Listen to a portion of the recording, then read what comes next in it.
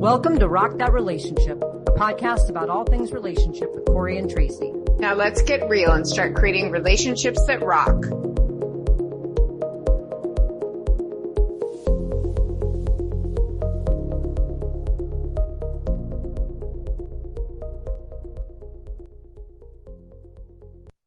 Hi, everyone, and welcome to Season 6, Rock That Relationship. We are so excited today that we're actually going to be talking with Colette Barajas. She's a longtime civil rights activist, particularly for the LGBT community, and she describes herself as a voice for those who haven't found their voice yet. So I'm so excited. I actually met Colette at our Pride event in Tucson and talked to her for a little while, and then actually ran into her at a mutual friend's birthday party. And I was like, Colette, I've been wanting to talk to you about being on our podcast. So, we're really, really excited, Colette, to have you here today. So, thank you. Thank you for being here. Maybe, one of the reasons I was so drawn to talking with you is that I had this really neat conversation at Pride with you about the story of Colette's, your bar that you had in Tucson back in the 80s and early 90s. And you told a few stories about how that bar came to be, what the purpose of the bar was, what you were trying to do in having this space for people in the Tucson community, particularly in that era of time. So maybe you could start by telling us a little bit about yourself and a little bit about Colette's and how it came to be. Thank you so much for having me. And it's certainly a memorable time of my life. And I just feel very lucky to have been I really just say I was in the right place at the right time. But I grew up in hospitality in Chicago. I was 15 and my mom had a gay bar. So I had always been around the gay bar scene. Her best friend had a boys bar in Chicago. So I was out here, wanted to be a veterinarian, and started in school and realized that I couldn't get through all the science and the cutting and things. So I got hospitality, took some business classes, and in the gay community was very separate in the late 70s, early 80s until the AIDS epidemic. But my dearest friend DJ'd in one of the which were all boys bars back then. And I couldn't get in because I identified as a lesbian, and it really pissed me off. So I was down the street on First Avenue running a cowboy bar, managing it, and a lot of lesbians used to come in there because they knew I was a bartender. So I decided, screw it, I'm going to open my own bar. And it was funny because the gentleman who was the business broker where I leased the building, and everyone tried to convince me not to do it. Tucson wasn't ready. It was the late 1983, and I said, well, I need to find a place for women to go and socialize. And unfortunately, back in those days, they were bars. So I had the one on First Avenue for a couple of years, and then being young and the scene in the early 80s was drug, sex, and rock and roll, and I participated in all of them and ended up in treatment. Got out of treatment and treatment for substance abuse, for people who don't know what treatment is, and got bored and opened the second Colette's on Speedway. And really the focus was to find a safe environment for women to go and socialize and mingle.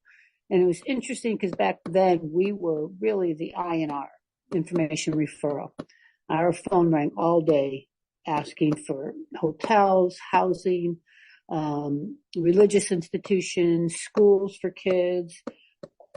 So we were really just a source of information so I wanted to have a different establishment. I didn't want to have just a dive bar. So I found a huge place on Speedway, across from a police department with the biggest marquee, that could possibly be. And so I really used that marquee as an a tool to educate the public. We had, happy anniversary, Susie and Betty. We had all the Pride events. And so we put a lot of information. I mean, I really utilized the hospitality business to not only make everyone feel welcome who came in there, but really to educate city of Tucson and people going to work. They'd have to go down past my bar to get to work downtown. And, so it was really just, we had some crazy stuff on that marquee. Tell us some of that stuff. What was up there? Oh, we would just put, like I say, happy anniversary, 1983. That was 1985. We opened over there on Speedway. Happy anniversary. We put all the pride events. Anytime there was a social, something negative, we would put on for people to vote. I would have a booth set up in the bar with, to register people to vote. We had people probably don't remember, but Meekum, and we were able to get him out of office. He was some crazy, politician, and we, had I don't even know what they call it now. It was different back there. But anyway, we were able to get him, out of office. And then we had a gentleman, Terry Goddard, who ran for governor many times, was attorney general. And so we had him come speak in our bar, and I got a call. The media was on the way. And back then it was not popular for a politician to try to get the gay vote. So we had to sneak him out of the back door and the media was coming in the front, because it would have hurt his ability to, get into politics back then. So, we weren't able to, we had to sneak him out the back door. So we put lots of just about the importance of voting. We have people at the door to, raise money for AIDS. We had tons of different events raising money. We brought people nationally in from all over the country to perform. And I think really the venue was more about a place to raise money and awareness and safety for women back in 1985 and to 1992. And it was great because we did have the police station right across the street, and it enabled us to, they always came over. I'd be there late at night, and they'd see my car after we closed. I was doing my paperwork and books, and they'd always just call me and say, "Hey, this is Officer so-and-so. I'm the officer in the area tonight. Here's my phone number. Call me when you go out to your car." So they walked me to my car to make sure that I got out okay. And, because hate crimes were pretty rampant and being women. And, I had extra lighting to protect the women. So it was a huge parking lot. And on weekends, people would wait in line to get in because we had great entertainment. We utilized all of the entertainment, and, people don't know the Hakami store back, and Mr. Hakami, who could walk there, would come in, because the bar had previously been a topless bar, because all on Speedway back then were topless bars. So we had a lot of men stroll in thinking it was still a different kind of women's bar. And they'd walk in. I said, well, it's still a women's bar, but it's a different women's bar. So we just really tried to educate people on that LGBT people were the same as everyone else, had families and rights. So those were some of the things on the marquee, and just about all the different entertainment we had. Did you have to have security at the door, pre-screening people to come in? I did. I did only because, for checking IDs, and my dad, he was alive at the time, and he was my security, at the front door. And, with most young gals, if your father, he's going to be pretty protective. So I'm really interested in the fact that your parents, so your mom owned a gay bar and your dad was fine working at a lesbian bar. And what year were they born? They were probably born in the 1929. My dad was a steel worker in Chicago, and my mom lived in an orphanage. But her two best friends were, I don't know what you call back then, transsexuals, transvestites, and both of them were murdered. And, found in the alleys because they liked to wear women's clothes. They were men that wore women's clothes, and they were both murdered. And my dad just, when I told him, he was fine, and he retired out here, and he used to go over to the Bay Horse and some little redneck bars, and he'd always put my matches, the Colette's matches on the bar, and some guy he'd be playing pool with would say, that's a dyke bar. And he said, yeah, and the dyke that owns it is my daughter. Do you have a problem?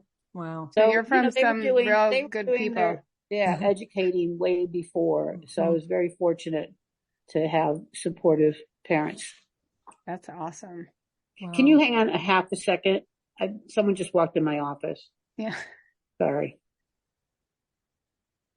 Well, I love your parents. I wish I had met them. That's awesome. They sound like my dad. Well, when he died, it was so powerful because I brought him home. He had a stroke at the hospital, and for 10 days, our streets were lined with women because he loved to teach women the trades.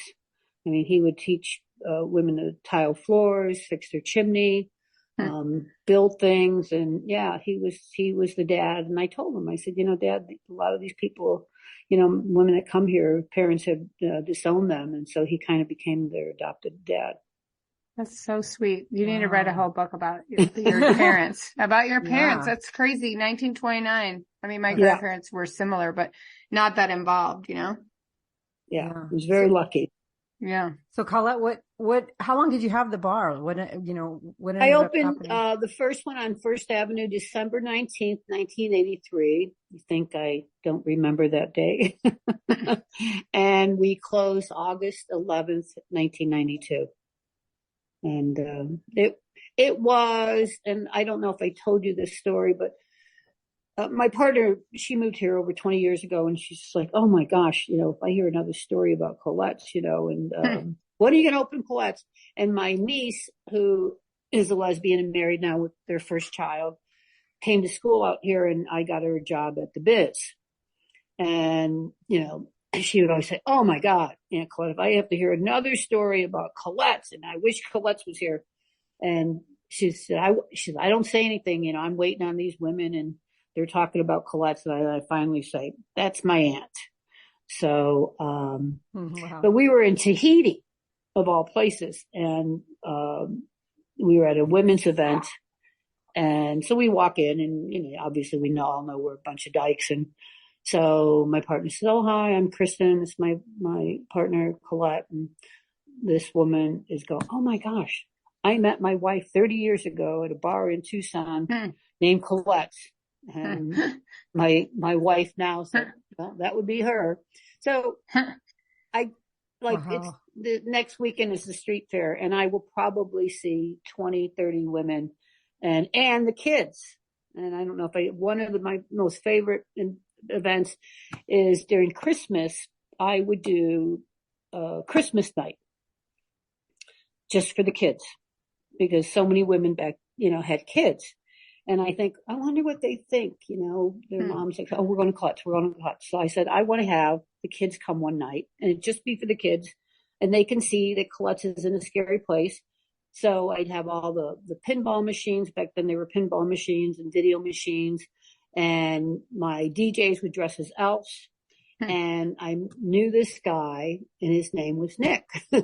And sometimes I wondered if he wasn't Saint Nick. But, and I tell all the women, I said, look, if you can't keep your potty mouth clean, and, you can't be nice, cause I'm going to have all the kids here, and they could pick the music, and we'd have cookies and hot chocolate, and then, Santa would come. So the DJ would, every 30 minutes, oh, we just got an update, and Santa's over, New Mexico. And I'll never forget Nicholas. He was 3 years old, and I mean, it could just make me cry. He stopped and he said, I hear the reindeers on the roof, and two other kids were like 10, 11, and they're like, there's no Santa Claus. And that night, the first night when they left, they said, thank you for having the real Santa here.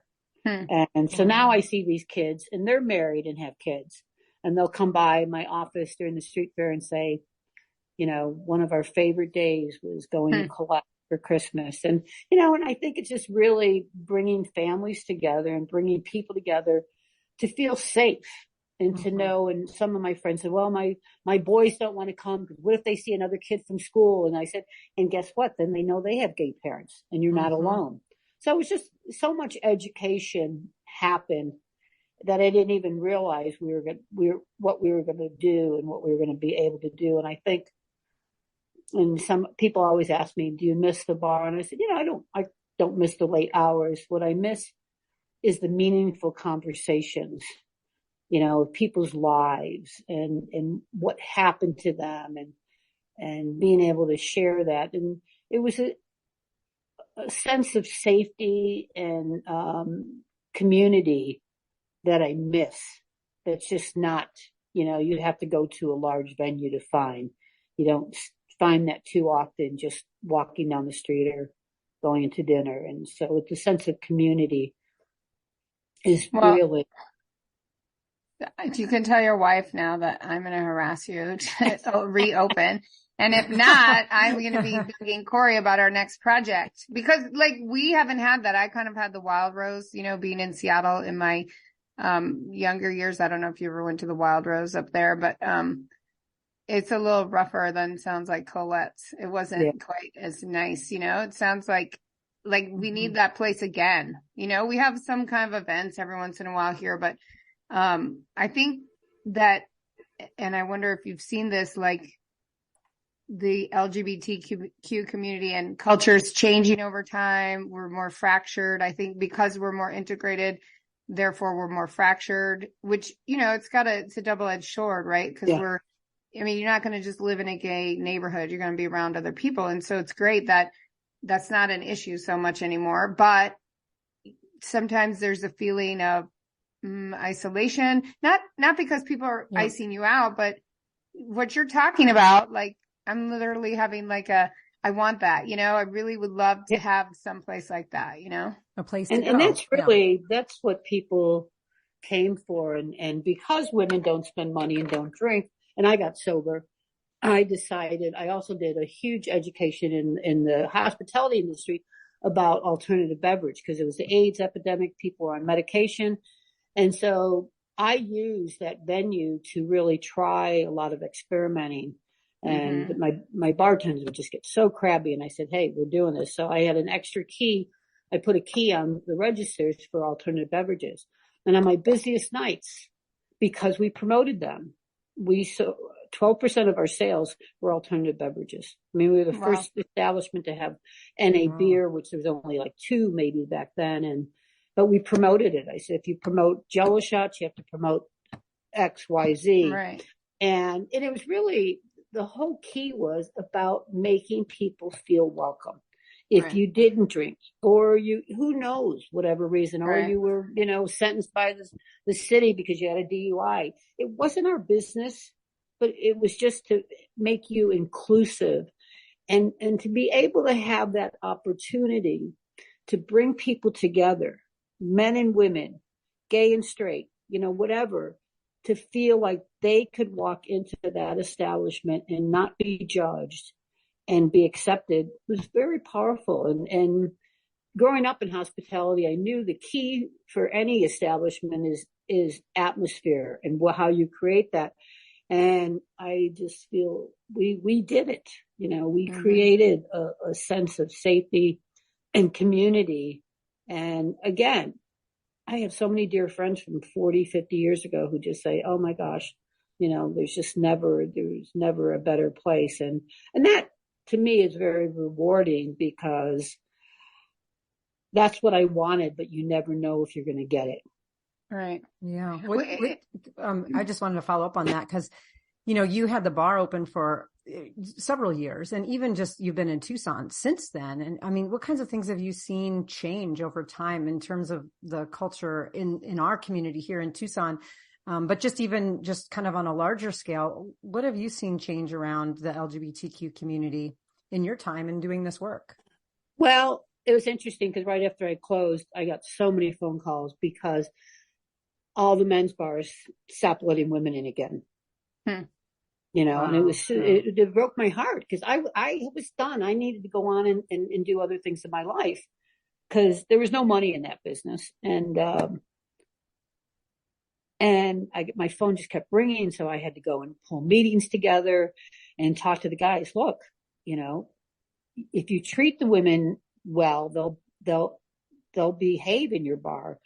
But there's a segment of it was separating again. And we had worked so hard to come together. And especially with the AIDS epidemic, those of us who, went in and helped, took care of our friends who were dying. But the men just didn't want women coming in. So then it took a long time of healing, yet trying to heal again the discrimination. And it's funny, there's a certain segment of the men's community that's still like that. I don't know if you've been to G3, but they have a G3. And back when it was G2H2, again, my partner was a part of that because those men who started it wanted women to come. But I remember we went to the first one. And these couple old crabby guys who I knew, who I had dinner with on several occasions at friends' homes. We walked in and they just looked at us and said, "What are you doing here?" Well, what do you mean? This is community and why do you want to be separate? So that continues to come up and, back and forth in our community with a certain segment, not all of it. And because the world has been more accepting, you don't so much need the bars. I mean, I know with my nieces, they don't go to gay bars. They just go to a bar, but they don't have that sense. They don't even understand it. Or if I go to a large women's event, the younger group, they don't understand what we did to get here. So they don't have that sense.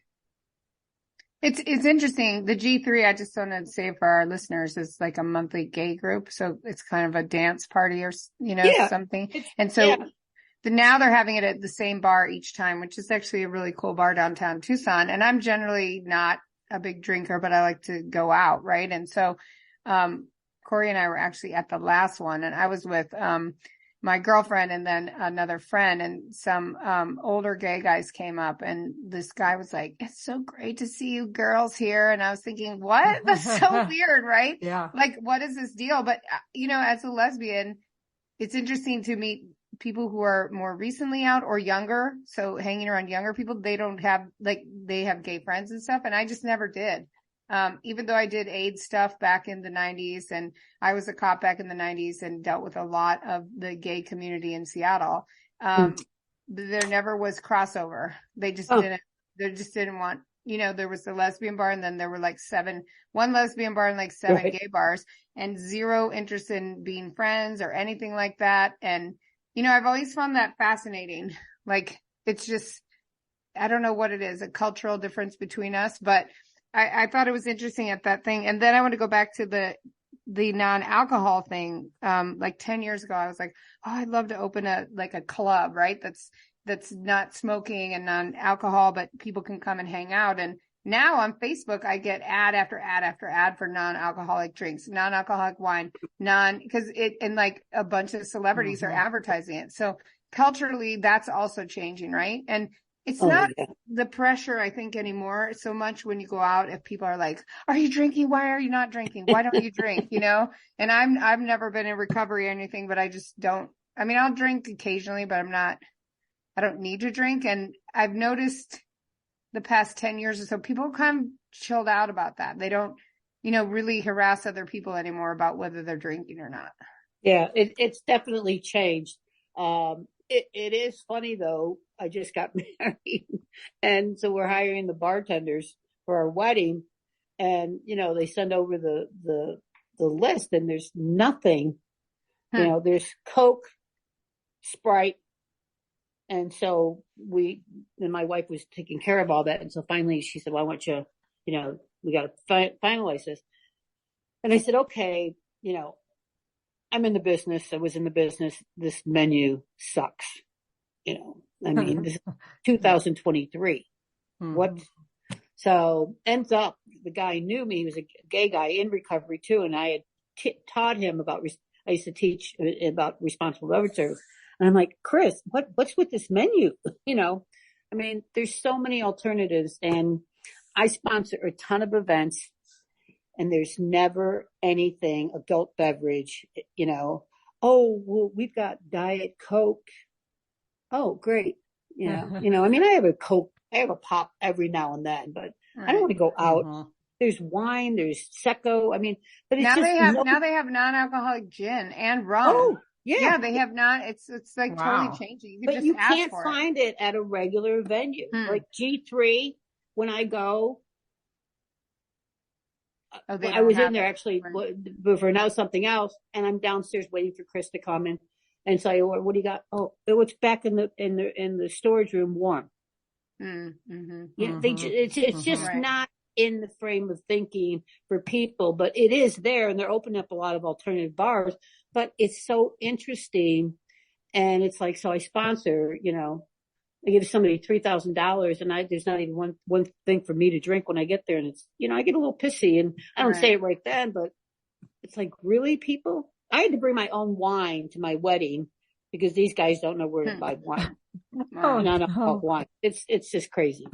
Well, I mean, I think, one of the things that I'm really resonating with is that Colette's was so much more than just a bar. I mean, you were a space for safety, activism, connection, community, family, all of these things. And I think about, the alternative that we have to a place like that is a bar that serves alcohol. And the idea of actually, I'm not a drinker. And so I go and I get my Shirley Temple at the G3 and they look at me funny and that's fine with me, but it isn't anything more than either alcohol and very loud music. And I wish there was a space that was much more encompassing, like what you had, because that's where the community's created. I remember a few, G3s ago, I went with some friends and the music was so loud we couldn't even talk to each other. And I thought, this is not a place of connection for me. And this is if I were to even want to ask someone to dance, like they couldn't even hear me.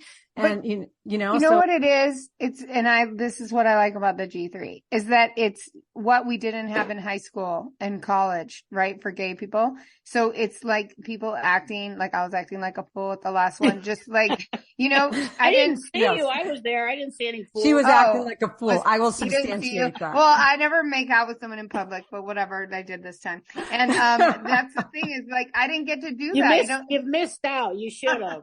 I didn't do that. I mean, like, that's not something we were able to do in high school and college, right? So those G3s kind of remind me of like a high school party, a college party, because really, if you're 50 years old or older, you just didn't have that. Maybe people in their 40s, maybe now 30s. And it is such a different world, right? And for me, like, I love that. I love the G3. I think it's great. It is a place where you see and straight people come, as allies. Walks, all different types of people. And we used to have a prom every year at my bar at Clutch too, cool. Just because no one got to go to the prom. Yep. So we would have people, we'd have a sign up sheet and tell us that your high school and your colors. So we would make those crazy little flags you have in high school. And so we wanted to give people the things they missed, we would have the, Queen and Queen prom for, different fundraisers, but it was really just so many people missed out on stuff. And so sounds like there's a project for you, Colette, for your retired years. You need to get back into this because it's like, everybody's missing out still. Come on. No, I keep thinking about it. Like, I mean, the G3 is fine. And I like it, but gosh, something that's more of a community. I love the idea of that connection. We did do a reunion for a fundraiser. I don't remember who it was for. Probably 20 years ago. And I really did it for a couple of reasons because my niece was working at the women's bar and, it was just the service was horrible. I mean, I would go in there and people knew me. And I couldn't get service. So I thought, well, I was going to do it at one of the boys' bars because they were bigger. But I thought, no, let me do it here because maybe they can see how a night should be. That place was packed. Mm-hmm. I mean, the tip jars, because they were going to charity, were jammed. I mean, the dance floor was packed because I brought my old DJs in. Now it's 10 o'clock and they've got this other gig scheduled, right? Now you have a dance floor packed. People are drinking. You can't move in the place. And I'm in the back of the bar. I'm, serving because everyone wants to, have me make their drink. And, it's so funny because my bartenders get so mad because they're like, well, you don't pour a star drink. I said, it's not about the alcohol. It's about the service. It's about the service. It's about the service. And, so here comes the owner, and she stops the reunion to have this other gig, and the whole place emptied out and there's nothing. I'm like, I would have just told the people that she had, oh, gee, you know what? We'll reschedule, look, the place is packed.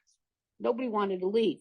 Mm-hmm. And so people have been asking, oh, let's do another reunion. Let's do another reunion. And, thank goodness my bartenders are still alive and my DJs, and I'm still alive. We could probably do it, but everybody that worked for me came out and worked that night for free. And, it was so much fun. Yeah, it was just a lot of fun. Well, Corey and I want to be involved in the next reunion. Okay. So, well, maybe we'll do absolutely. Yeah, absolutely. I love fundraisers. Well, Colette, maybe we can switch gears a little bit here, because one of the things I did pick up on when we talked the other day, and then you mentioned just now on the podcast, is that you recently got married. So congratulations. That's amazing. Congratulations. And I say that's amazing as someone who has, doing the process of elimination approach to a long-term relationship. And so I'm hopefully eliminated who I need to, and I'm at the right place. But I do love hearing stories of getting married. And maybe if you're, comfortable sharing a little bit about how you and your partner or your wife got together, and any lessons that you've learned over the course of your time together about relationships. Oh, it was funny. We were out last night with some friends, and we're driving home, and she, we were very lucky. We have such a sweet relationship. And she said, I just love being with you. And so I love everything about our relationship. Aww. I think, and it was hard because first I had the bar, and I had one semi-serious relationship, but it's difficult. You have a girlfriend and you're sending her out, and not necessarily flirt, but you have to be a little bit flirtatious. And I really, at the time, didn't want to be in a relationship because I had a bar full of women I could pick, and I abused and used my privileges as a bar owner. I had, I used to call them back then shiny young things. You were a player, a cougar player. So one of the things that used to be on my marquee was, because I called it the Honey Club. I said, the Honey Club's taking applications. And my office wall just had pictures, and whoever was clipped to my light at the time was the honey of the week. And so yeah, I was totally totally bad, but it was fun. But I never said I was in a relationship. I'm dating, I'm having fun, and I get some young girls, and I'd be like, oh, you know what? It's not that great. I like to have fun, and I'm not serious. And if you're looking for anything more than 5 minutes, I'm not the gal for you. So when I decided, I hit 40, and I thought, oh, I should start thinking about, I should get serious. Anyway, it took me another 10 years to find the love of my life. And, it's a great story, but way too long. But I think, and then we waited 20 years. I stalked her. I wore her down, and she finally gave in. That's the truth. That's my Reader's Digest. And she'll pretty much tell you, but in a different fashion. But, I was on a cruise, an Olivia cruise, probably know Olivia Records. And I used to have Olivia Records in the bar, and she was working, and I was working her. And, 7 days, like I said, I wore her out. I'd find her in every corner hiding from me. And by the end of the trip, I was staying on in Italy. The cruise was,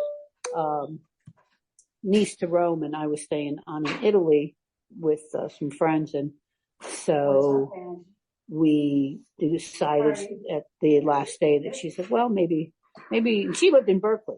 She had a great life in Berkeley, and I'm in Tucson, desert rat. And somehow, do you know Kate Clinton? Yes, the comedian. Yep. Yeah. So she knows Kate and her just late wife very well, because she had a travel business.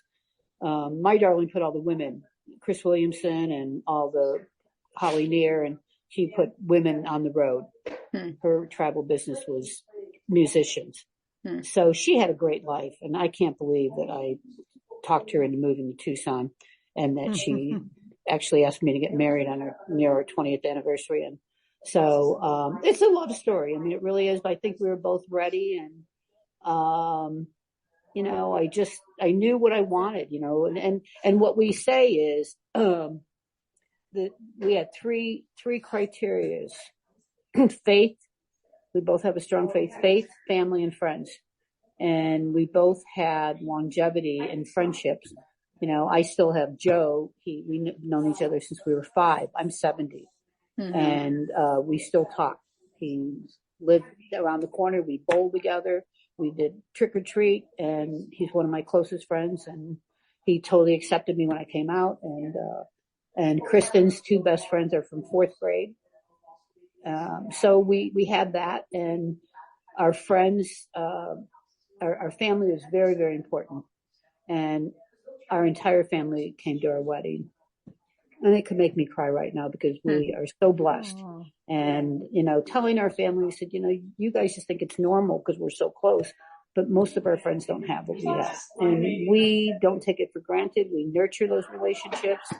And, we're both very out in the community and very active in fundraising, but we do cherish our time together and make sure we nurture that and take care of one another and, you know, feed each other's souls and then we know how to take care of ourselves. You know, she's not she doesn't get my blood boiling in the morning. You know, I have my passion. And she adds to that passion, and she adds to my life. She is not my life. And she's the cherry on top. That's what we always talk about on here. So I think that for both of us, it's nice to have someone to walk side by side, or to be able to be comfortable and walk behind. And you know, when she came here, she stole my spotlight. I mean, it's so funny. We go out, and boys are like, "Oh my, you know." Oh, what are you doing here? Oh, I'm carrying her bag, you know. So it's nice to have someone who shines brighter than you. I never had that. I never had an equal. And not to say anything negative about any of the women I dated, but I finally found the person who, you know, told me the truth.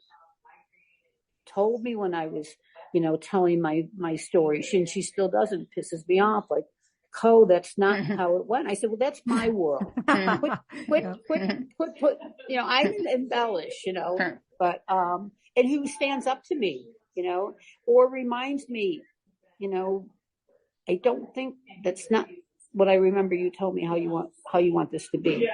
And I need to hear that. I'm a human being, you know, so I just feel, I hope, you know, I have another 20, 25 years together we've traveled the waters, we love the beach, and we laugh and mostly at ourselves. And we have a passion for people. That's awesome. We're going to be hitting you up, Colette. We're going to become your friends. And, you just have so much to offer, you know, you have so much to offer us and I think the world, you know, at large. And like, I mean, it's incredible. You know, you've lived a life that's really, really made an impact on other people.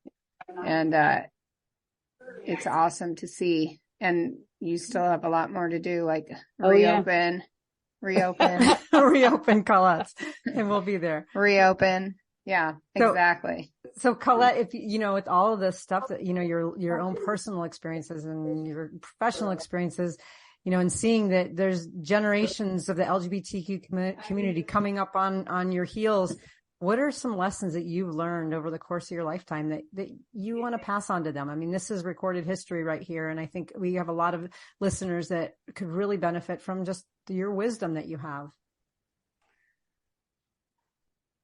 No, really understand that it's not about you. You know, I have learned so much by allowing people into my life.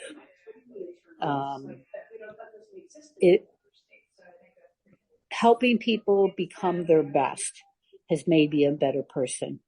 Opening my real estate company after the bar is because I wanted women to be property owners, because that's security. And I wanted to teach my industry about LGBT lives and that they matter and that they deserve respect. So know whoever you come in contact with has something to offer. And if they don't know how to share that or express it, help them learn. Help them learn how to be their best. And I believe that I learned that early on, that was my gift that God gave me, is to just share with people that they have value. Nothing's about me. I move over and make room, because when I make room, I get so much. Bringing people into my life and allowing them to spread their wings and to share with me their pain, their joy is so powerful. I mean, my life is so full.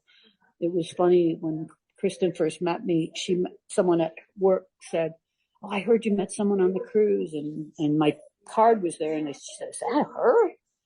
And Kristen said, "Yeah." And she's like, "Oh my God, she's the most filthy rich lesbian in Tucson." And it is so not true. And she called me, "Oh, I just learned something about you that you didn't tell me." And I said, it's so funny because people feel something. I said, she's mistaken. I said, what I have is my spirit and my heart is full. And people sometimes interpret that with monetary. I said, I don't have much. I have plenty. But I've never had that much because I give it away. But it was so interesting that somebody told her that. And and I said, "No, I'm rich in spirit." Wow. I think for people, just walk who you want to be and know that's enough. And if you keep walking with who you want to be, you get to be so much more, because people support you. I mean, I have stood in front of this community so many times and have fallen down, and they've picked me up. They saw me when I was a bad drunk, falling off my bar stool. They've seen me at my worst, and they loved me. And so that's what I give back. It doesn't matter who you are. Just open your hearts for love, and you'll be fine. Wow. Here. Totally agree. Wow. What a great way to end this. This is fantastic. And I've friend requested you on Facebook. So make sure there you you go. Well, Colette, thank you. I'd love to go down memory lane. This was so great talking to you. Of course, we could talk to you for hours and hours. I'm sure that our listeners are going to love hearing all of this. And thank you for just opening up and being vulnerable and sharing things about your life. And, anyways, to all of our listeners out there, until we meet again, go out there and rock those relationships. If you liked what you heard, check out our show notes for resources from today's episode. Make sure to follow us on Facebook and Instagram under Rock That Relationship, and go to our website at rockthatrelationship.com for updated episodes and more great information. Thanks for listening. Now go rock those relationships.